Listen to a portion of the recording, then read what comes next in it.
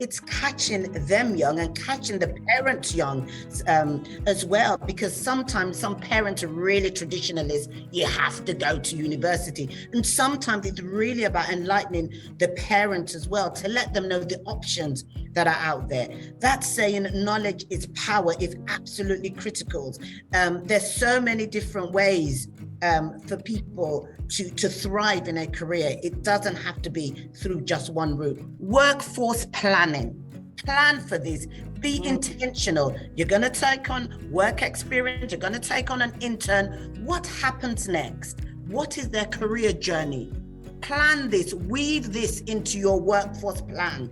We will have interns and we will retain a percentage. I know that you might not be able to retain all of them, but you will retain the best in that cohort. Weave the internship as part of your future cohort. Make sure that those interns are able to continue. And I'm not just saying handpick any of the best in that cohort.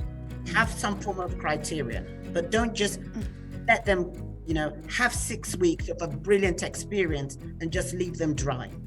Business point of view, if I've invested 6 weeks in someone, no, you're not going anywhere, you're going to stay. I am going to nurture you. You're going to be the best in class. Think of it from a business perspective. If not anything else, it's robust. They're being tested.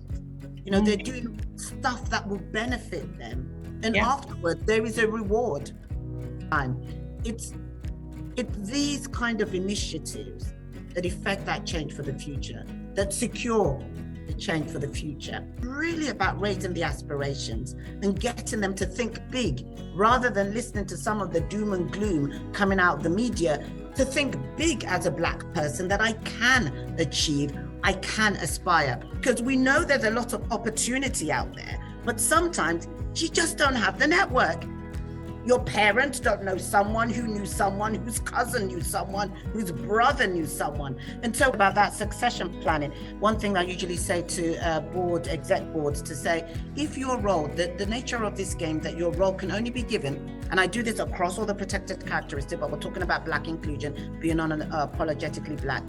If your role could only be given to a Black person, does that person exist in your organization?